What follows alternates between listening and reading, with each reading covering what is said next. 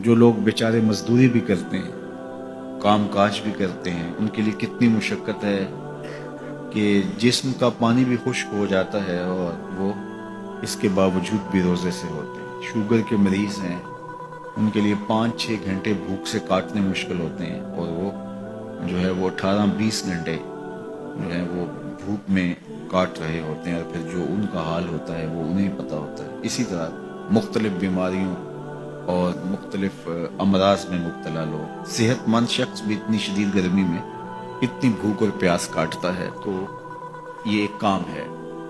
تو یہ کیوں کیا جاتا ہے؟ اس کا مقصد کیا ہے؟ وہ مقصد کوئی مخفی مقصد نہیں ہے، کوئی پوشیدہ مقصد نہیں ہے جو معلوم نہ ہو، وہ قرآن نے بیان کر دیا، اور وہ کیا ہے؟ تقوی۔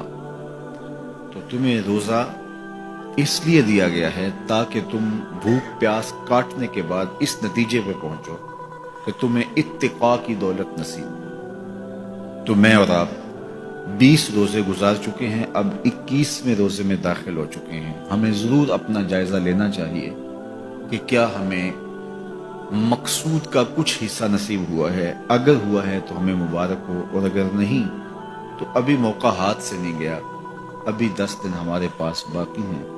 تو بھرپور محنت کر کے، مشقت کر کے اپنے آپ کو اس منزل تک لے جانا چاہیے۔ بعض اوقات ایسا ہوتا ہے کہ برتن کے پیندے میں سوراخ ہوتا ہے، اور آپ اوپر سے پانی ڈالتے رہتے اور نیچے سے وہ بہہ جاتا ہے، تو آپ سارا دن بھی اس کے اندر پانی ڈالتے رہیں تو اس میں جمع نہیں ہو پاتا، کیونکہ اس کا پیندہ جو ہے وہ سوراخ ہے۔ تو اگر ہم بھوک اور پیاس کاٹتے رہیں، کوئی نتیجہ نہ پیدا ہو رہا ہو، تو پھر ہمیں دیکھنا ہوگا کہ کہیں کوئی ایسا سقم تو نہیں ہے کہ جس سے ہمارا عمل جو ہے وہ پانی کی طرح بہہ رہا اور ضائع ہو رہا ہے، اور اندر کچھ بھی نہیں ٹھہر رہا۔ اور روزے میں اللہ تعالیٰ ہمیں ایک موقع دیتا ہے ہم اپنے آپ پہ غور کریں۔ دیکھیے، میں اور آپ یہ کہتے ہیں کہ یہ جو اعمال بد ہیں یہ شیطان کی وجہ سے۔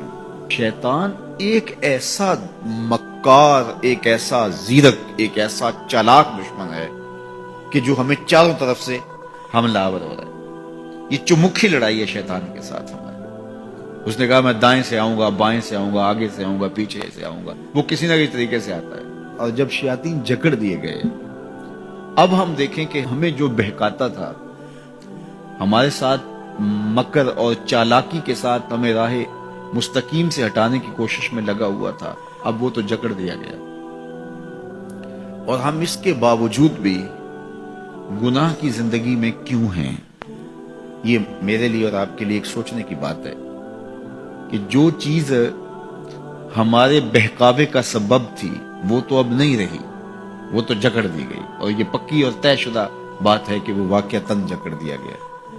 تو اب ہم اس کے باوجود کیوں گناہوں بھری زندگی بسر کرتے ہیں؟ تو ایک ہمارے لیے یہ سوچنے کا موقع ہے، کیا شیطان کی مسلسل صحبت کے نتیجے میں کہیں ہم خود ہی شیطان صفت تو نہیں ہو گئے کہ شیطان بند بھی گیا ہے، اور اس کے باوجود اگر ہم کسی کو دکھ دے رہے ہیں، اس کے باوجود ہم کسی کی غیبت کر رہے ہیں، اس کے باوجود ہم کسی پہ ظلم کر رہے ہیں، اس کے باوجود اگر ہم رزق حلال کی بجائے رزق حرام اکٹھا کر رہے ہیں، تو پھر ہمیں دیکھنا ہوگا کہ کہیں ایسا تو نہیں ہے کہ شیطان کی مسلسل صحبت کی وجہ سے اس کی صفتیں ہمارے اندر تو پیدا نہیں ہوگی، اس نے ہمیں اپنے رنگ کے اندر رنگ تو نہیں دیا۔